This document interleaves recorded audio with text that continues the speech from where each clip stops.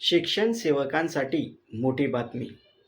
5 महत्त्वाच्या मागण्या थेट मुख्यमंत्र्यांपर्यंत पोहोचल्या आहेत आणि ह्या निर्णयामुळे तुमच्या भविष्यात थोडा बदल होऊ शकतो. चला मित्रांनो, तर पाहूया ही बातमी नेमकी कोणती आहे. नमस्कार विद्यार्थी मित्रांनो आणि शिक्षक मित्रांनो. पाटील हब या यूट्यूब चॅनलवर तुमचं मनापासून मी स्वागत करतो.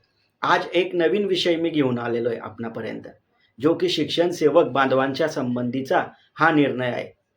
मित्रांनो, महाराष्ट्र युवा असोसिएशनचे अध्यक्ष तुषार देशमुख सर यांच्या माध्यमातून मुख्यमंत्र्यांना एक महत्त्वाचं निवेदन सादर करण्यात आलेलं आहे आणि या निवेदनामध्ये शिक्षण सेवकांच्या 5 मोठ्या मागण्या या करण्यात आलेल्या आहेत.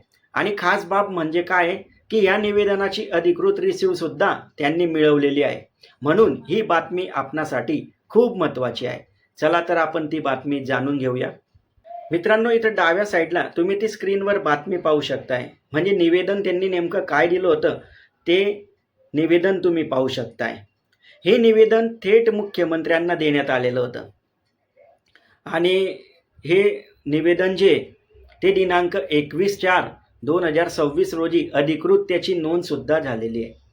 याचाच अर्थ आता हा मुद्दा जो आहे तो शासनाच्या अधिकृत पातळीवर पोहोचवलेला आहे आणि हे सर्व तुषार देशमुख सरांनी पोहोचवलेलं आहे. यांची टीम ही अतिशय कठीण अशा प्रसंगामधून शिक्षण सेवकांच्या मदतीला धावलेली आहे. चला तर मग पाहूया ह्या 5 महत्त्वाच्या मागण्या नेमक्या काय आहे. यामध्ये पहिली जी मागणी दिसते ती मागणी म्हणजे समान काम समान वेतन. शिक्षण सेवक आणि नियमित शिक्षक एकसारखं काम करत असतात, हे आपल्याला ठाऊक आहे. म्हणून त्यांना समान वेतन मिळायलाच पाहिजे. दुसरं आहे सेवा संरक्षण.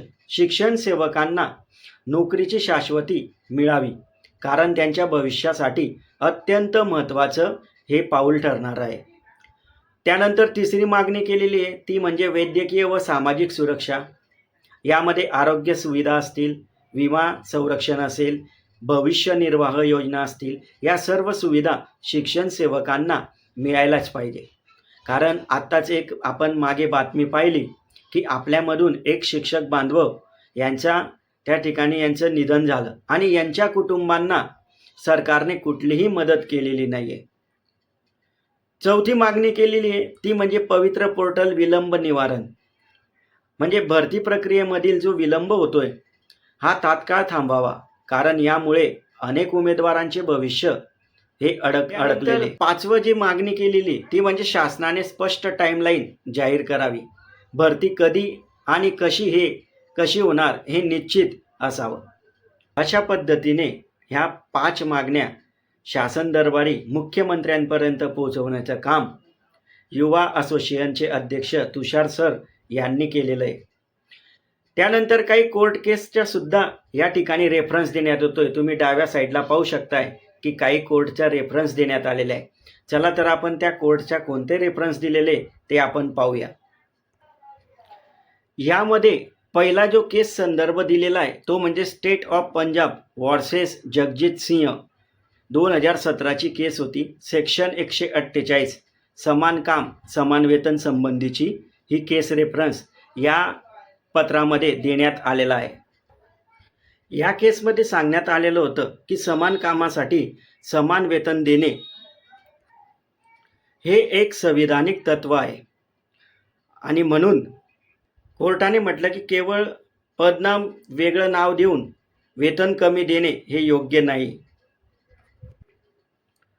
दुसरी जो केस आहे ती केस आहे state electricity board versus Puranchand Pandey 2007 आणि सेक्शन 11 सेक्शन 92 यानुसार कोर्टाने सांगितलं की कायमस्वरूपी काम करणाऱ्यांना तात्पुरती अल्पवेतनावर ठेवणे हे अन्यायकारक आहे.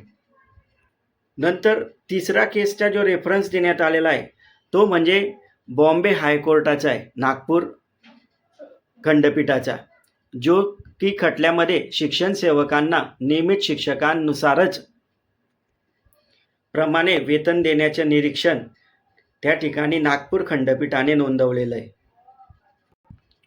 मग मित्रांनो, सध्या कोर्ट रेफरन्सचे जे केस पाहिले आपण 3, की या मुद्द्यावर सध्या कोर्ट केस सुरू आहे. आणि जी कोर्ट केस आपली सुरू आहे ती म्हणजे शिक्षण सेवकांची केस सुरू आहे. 27 एप्रिलला त्याची सुनावणीसुद्धा आहे. जर शासनाने ॲफिडेव्हिट सादर केलं तर आपल्याला ह्या केसमध्ये कळू शकतं की नेमकं शासनाचं म्हणणं काय आहे.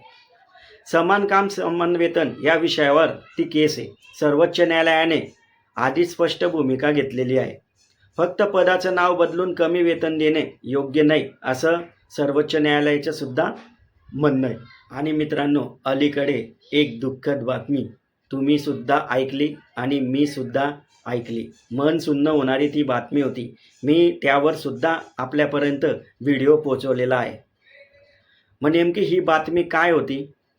तर मित्रांनो, ही बातमी जी होती, अलीकडे काही शिक्षण सेवक यांचे दुर्दैवी मृत्यू झाले आणि त्यामुळे हा एक प्रश्न अधिक गंभीर बनला आणि त्या शिक्षक सेवक बांधवांना न्याय मिळावा म्हणून तुषार देशमुख सरांनी भूमिका ही शासन दरबारी पोचवलेली.